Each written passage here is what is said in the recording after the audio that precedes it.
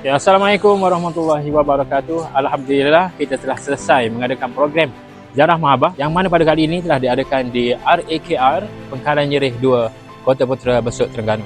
Dan Alhamdulillah kita telah berjaya menyantuni dan membantu seramai 10 keluarga di RAKR Pengkalan Nyerih 2 Kota Putra Besut Terengganu ini. Saya Musi KPK Rumah Awam Kerendah kami mengucapkan terima kasih pada NGO Muslim di atas sumbangan pada 10 buah rumah asnaf bagi menampung kehidupan mereka daripada 2012.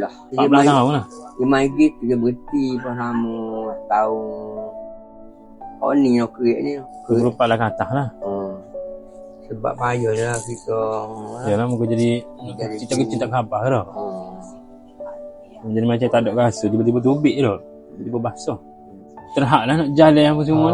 Memang tak. Selain daripada sakit prostat, Pak ada sakit ke lain? Ada juga.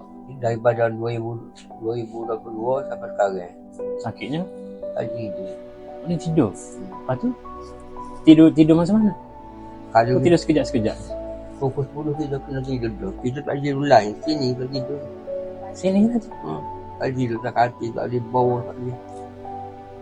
Ubat tu. Ubat. Vitamin, macam-macam ubat. Maknanya tidur sini, kok tidur nyandah gitu ya?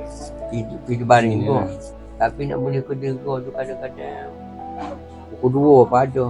Pukul 3. Baru jenuh kok. Lepas tu sakit kepala pula. Ya, Boleh tak cukup tidur. tidur kan? Tapi kan amat-amat sakit lah. Oh lah, kalau tak cukup tidur, memang efek. Kita punya ni lah. Tubuh badan kita ni. Ikut doktor, dia kata sebab dalam muda ni hormon dia tak ada untuk tidur tu. Gitu. Dia kurang. Disebabkan sakit ni. Jadi saya, mewakili Muslim Malaysia, ingin mengucapkan jutaan terima kasih kepada penyumbang-penyumbang di luar sana kerana tanpa derma dan semangat anda, mungkin misi kami di Muslim Malaysia ini tidak dapat dijalankan. Jadi, teruskanlah menyumbang kerana sumbangan anda mampu meringankan beban asnaf-asnaf yang memerlukan di luar sana. Janji Allah kepada hamba-Nya di dalam surah Ar-Rahman ayat ke-60, hal jazaa'ul ihsani illal ihsan. Tidak ada balasan kebaikan melainkan kebaikan juga. Jadi sekian sahaja daripada saya untuk program Ziarah Mahabbah pada kali ini.